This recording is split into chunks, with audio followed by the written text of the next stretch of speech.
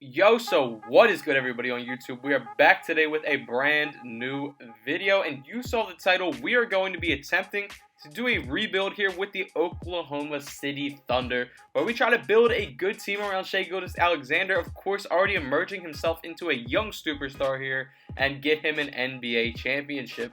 So looking at this roster, there's definitely a couple young pieces that intrigue me on this team. Lou Dort has came into his own, being an absolute lockdown on the perimeter. Theo Maledon definitely has some potential here. We're going to look into maybe trying to develop some guys like Pokachevsky. Some of the younger guys on the team, of course, the focus will be on them. And we're going to simulate through the first season and see what we could do to make this team better here. So let's hop into it.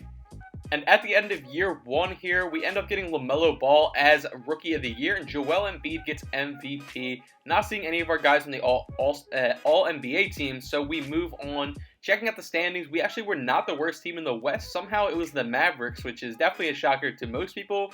But, I mean, we're still one of the worst teams, so we'll definitely have a good draft pick here. A huge season from SGA, putting up 30.9 per game, which is just absolutely insane for a 22-year-old. Now at 88 overall here. Going to be an absolute beast for us in the future. Al Horford, of course, being our second highest scorer. And then another promising one there in Theo Maledon, who is definitely has some potential for us here in this rebuild. We'll take it. So, simming through, of course, the playoffs because we are not in them. Sixers versus the Lakers end up taking it. And, of course, LeBron James getting finals MVP here. But now we get into the good part, the off-season, where we can start making our moves. We're slated to potentially have the third overall pick here, and hopefully the lottery plays out for us, where maybe we even get pick 1, and we end up staying at 3, which is not the worst thing. And we also have some later picks. As you can see, we have pick 9 and a even later pick as well from just kind of some trades, as the Thunder have got themselves a lot of assets in this little tanking phase that they've created here. So, of course, we're going to hop into the NBA draft here and see who we end up picking at pick 3 and who is actually still on the board for our OKC Thunder to pair alongside SGA. So, we send to the third overall pick here, and let's see who's on the clock still. So, choosing prospect. Ooh, so we still have Scotty Barnes, Cade Cunningham, Evan Mobley, and I would love the thought of bringing Evan Mobley in and ditching Al Horford, but at the end of the day, I cannot let this talent walk, boys. It's going to have to be Cade Cunningham, as, yeah, he's also a guard, but to have him and SGA playing the 1 and 2 will be absolutely insane for our team and help us out a ton. I feel like we could get a decent big, at least in free agency if need be. Of course, some other interesting prospects here that we could take, but the pick's going to be Cade. And of course, we also have pick 9, where there's definitely going to be some potential value as well. So let's go to pick 9 and see who is still on the board here. Looking through some of the highest projected players here. James Bouknight from UConn, definitely a baller. See if there's anybody I really like a lot here. I like Jalen Johnson slipping and Zaire Williams, but they both still kind of fit that 2-ish mold, and we have enough guards on this team. So I think I'm going to go ahead and take the little shot on Kai Jones here. Of course, the kid from Texas is a baller. We need a big kind of bad, so bringing in a power forward wouldn't be the worst decision here, as he is 6'11". So we're going to go ahead and pull the trigger on Kai Jones here with our second pick in the first round. So we're going to go ahead and sign these guys real quick and start shaping this team to how we want it here. So here we are. Going into free agency, we have some interesting moves we can make here. And of course, the big one, that if we really want to contend, we have to get rid of Al Horford and the last year of his contract, which will definitely be a lot easier than it was for the Sixers, considering he only has 1 year left on that contract. So looking through some of the trade packages here, if we can find something that works and makes sense for us, I'm definitely willing to pull the trigger on it. And as this trade is to kind of reduce our amount of salary that we have on the books, I want to go with a young guy, and Precious Achiuwa would probably be the move here. So if I can kind of bundle him in one of these trades that makes sense, that doesn't make me give up a young asset, we're going to do it. So we're ultimately going to do this. We'll send them a second round pick and bring in Precious. It gives us some center depth where we definitely need some with Al Horford being gone, and brings us some money that we can spend here in free agency. and kind of who's on the board still, there's not any insane free agents here. So we're going to end up taking John Collins here. We're going to at least give him a bid, which would not make this team too bad. Grabbing John Collins, we do get him. This team is definitely starting to shape into its own here. And you can kind of see what the team's looking like so far. Not too bad. We have a little bit extra money here. Maybe bring in another big that can kind of rotate with Precious, and then maybe like a wing, and we should honestly be good here. In all honesty, we get Rashawn Holmes right there, and we still have a little bit more money to play with if need be here. You see how we end up going here. So SHAI getting even better. A lot of guys progressing really well for us.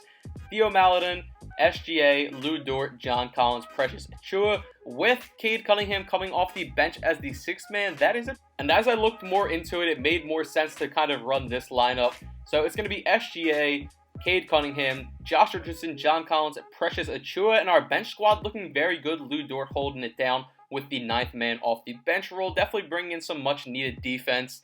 And honestly, I'm not sure that Josh Richardson is going to be a perfect fit here. So if I can bundle him up with something here and get something of more value, I would do this one for sure, where we get Rui Hachimura and Thomas Bryant in a deal where we bundle him out, brings us some more depth at that big man position, and another power forward that can play some minutes behind John Collins. But now we have a little bit of a logjam at the center position as we have Rashawn Holmes, Thomas Bryant, and Precious. So I'm probably going to try to dish out Thomas Bryant as well and get something back in return for him. And then I think this team is going to be in a really good spot here, in all honesty. So let's check out what I can get for Thomas Bryant real quick. And I see Joe Harris, Kyle Kuzma. And honestly, we'll just take that, a first-round pick in Al-Farouq Aminu. He's not going to get any playing time.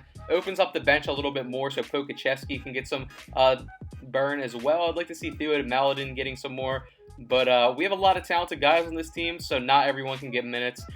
Joel Embiid getting MVP here. Cade coming in, instantly getting Rookie of the Year with us, 23.7 points per game. And a pretty all-around stat line, in all honesty, for this Thunder squad. Playing great alongside Cade, to say the very least.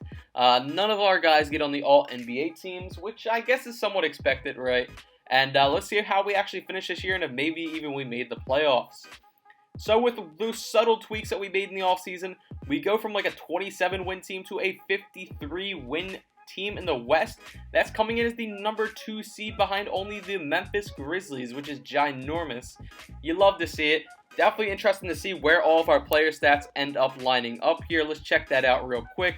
SGA putting up 24.2 a game. Right behind him, of course, Cade Cunningham, 23.7. John Collins coming in, playing to a decent part of that contract, almost 19 a game. Precious 17 a game with a double-double average on this season. Everybody else was kind of playing a bench role player position. We will take it for sure. See what our rotations are looking like heading into the playoffs here. I really like kind of how things are shaping out with that. 3.5-star system proficiency, our first round matchup. It's not going to be easy. We're going up against the GOAT himself, LeBron James. And they even added Derrick Rose, which gives them a lot of explosiveness on offense between D-Rose, LeBron, and AD. Not an easy road for us here if they're giving that to us in the first round. But hey, we'll take it. SGA helps out them with Cade right there, combining for 45. Getting the Lakers dropped off in 5 games as well. Second round here up against the New Orleans Pelicans. Of course, Zion.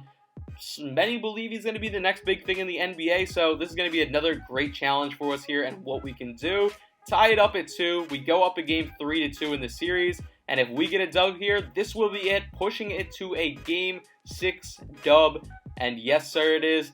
12 points there, getting the dub in game 6 over the Pelicans. And let's check out who actually did what in that game. So Brandon Ingram dropped 23, 25 piece there from SGA, and 21 and 13 there from Precious. We will take it, helping move us into the Western Conference Finals, where we're up against an explosive young player as well, and Ja Morant. That paired himself with Jalen Green, which definitely could be an issue of a pairing.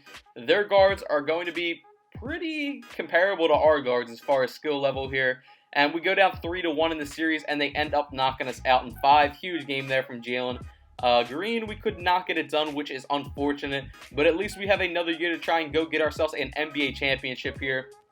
The Boston Celtics up against this Grizzlies team here in the finals.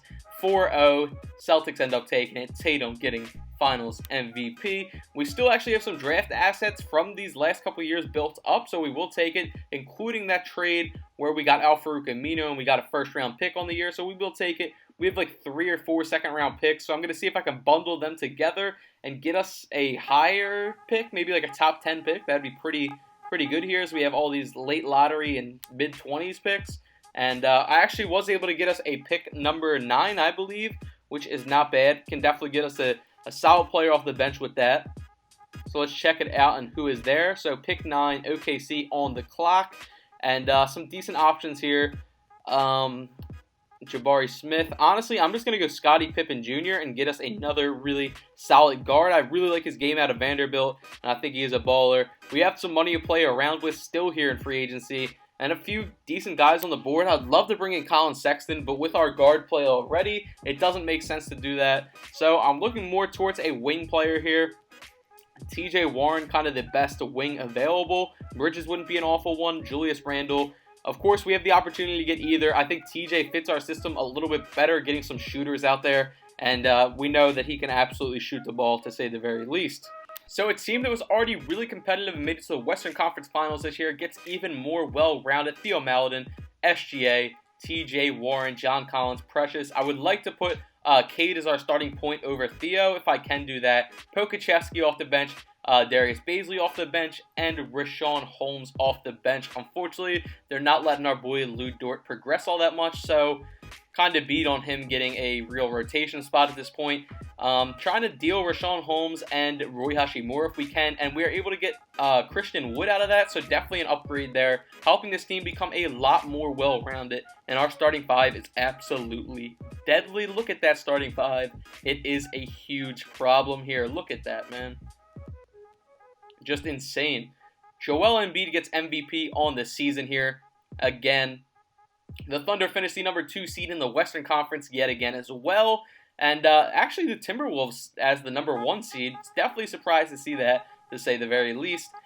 Checking out some of the other stuff that we got going on here.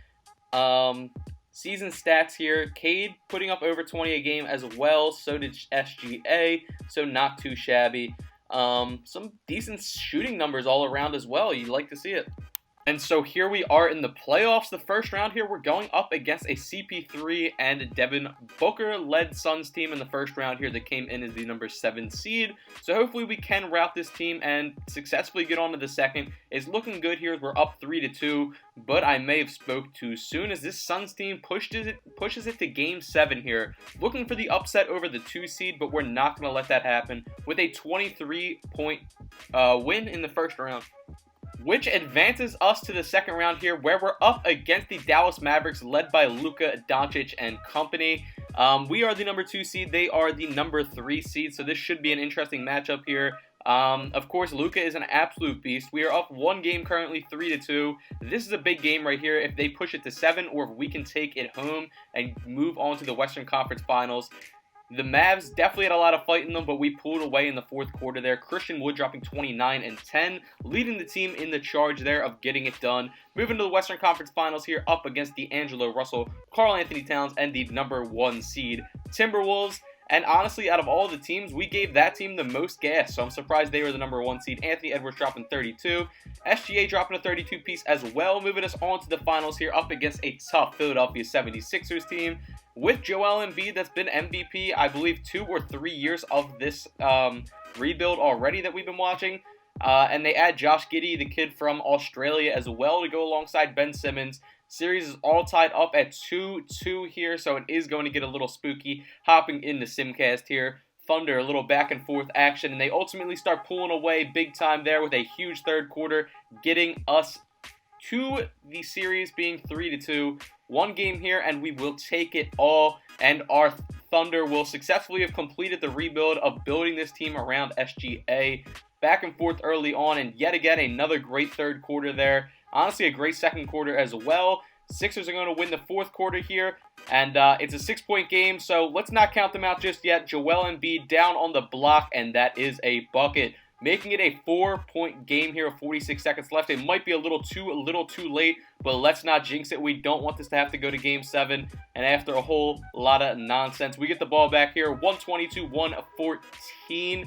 0 seconds on the shot clock. We get SGA in championship, and we successfully built a team around him here that I thought was pretty solid and not too unrealistic, right? Not too unrealistic. Biggest free agent we went out and signed was John Collins. I could see that for OKC. We get Cade in the draft, so pretty realistic, I would say. Cade ends up getting Finals MVP. A few years down the line, it could happen. I hope you all enjoyed this rebuild. As always, smash that like button for your boy. I appreciate you all for watching. Bean Squad, we out.